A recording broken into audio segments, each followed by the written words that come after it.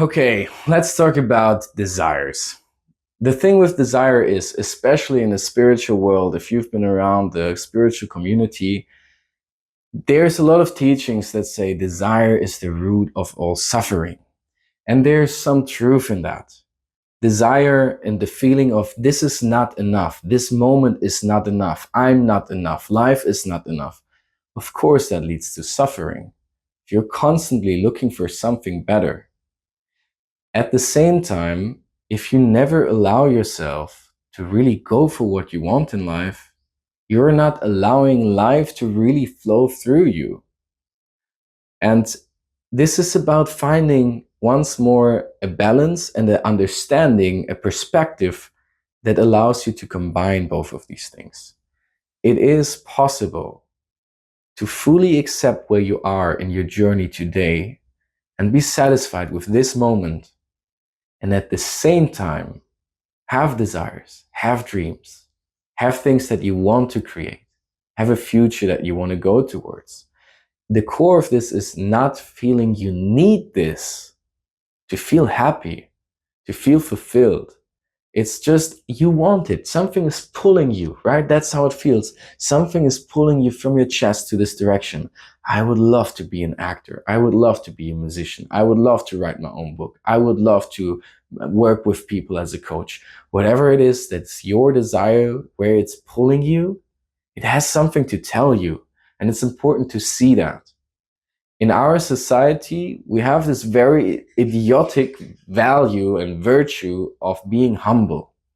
And yes, again, to some degree, it's something beautiful. But at the same time, if you're constantly keeping yourself small, being humble, I'm just the poor little me, I can't do great things, I'm not a big person, I don't belong on the stage, you're also inhibiting the other people around you to really be in their power, to really show themselves.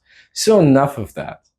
It's time that you step into the light of your life and that you show yourself with all your colors and all the madness, all the weird things, but also all the power, all the beauty that you carry inside.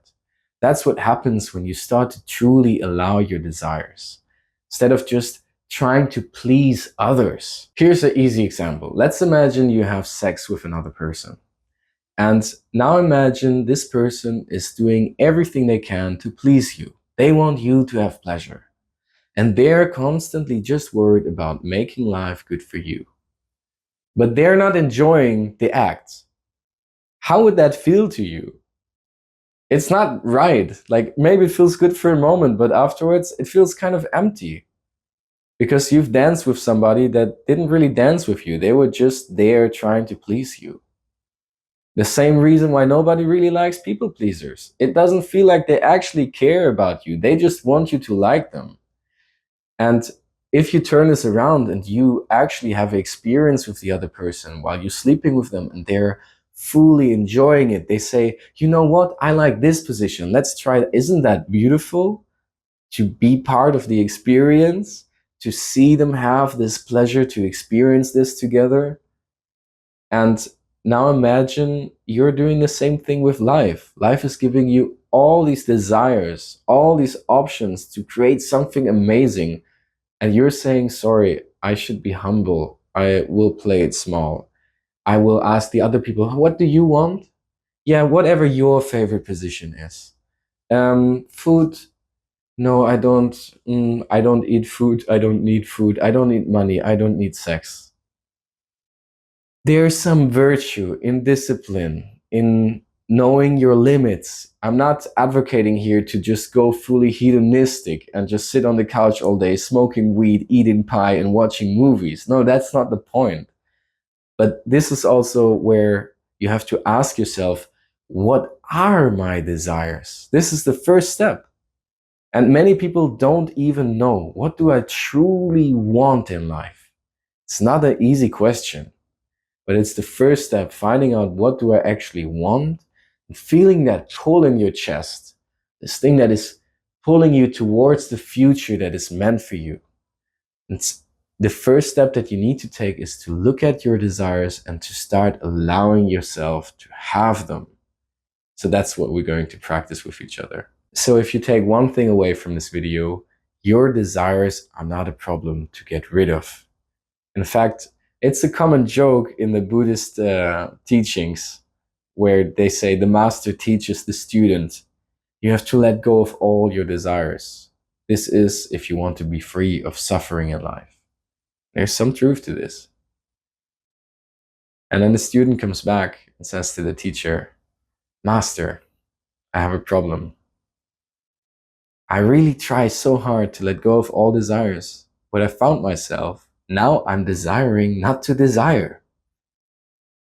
Yes, that's still a desire. So stop acting against yourself. This is aligning with parts of yourself that want things. And trust me, they will find ways to get it. If you're depriving yourself of things, they will surface in some other way as addictions. We talked about this before in the video about the lover archetype. If you don't allow yourself any pleasure, the pleasure will come to you in a different way, in an unhealthy way. If you're suppressing your desires, you will act them out in an unhealthy way. So don't do that. Just embrace your humanness. What do you want? Have the courage to ask for it. And with that courage, you could literally have anything in life. You could imagine what you're taking from other people. The person that you want to be your client and to make money also. Yes, that's okay, because when you make more money, you can help more people. Great thing. Your desires are not selfish against other people. There's a difference if you take something for yourself and that will benefit others as well. You being abundant benefits the people around you if you share it. You being happy benefits the people around you when you share your happiness. You fulfilling your desires is benefiting the people around you. And it's really important to remember that. So let's see how you can allow yourself to desire more. And the one thing that comes up that's keeping us from this is that we're actually so afraid to ask for what we want. Because if you allow yourself to know what you want, and then you go for it and you ask for it, you might be rejected. If you ask for the date, if you ask for the job. So many people just love to pretend they don't have the desire. I'm not the kind of person that needs this. I don't want to be on stage. No, you do. You're just afraid that you won't be good enough or you might be rejected. And it's time to face this fear. But we'll explore that in a different video. For now, just remember, allowing your desires, embracing your desires, they allow you to fully serve life.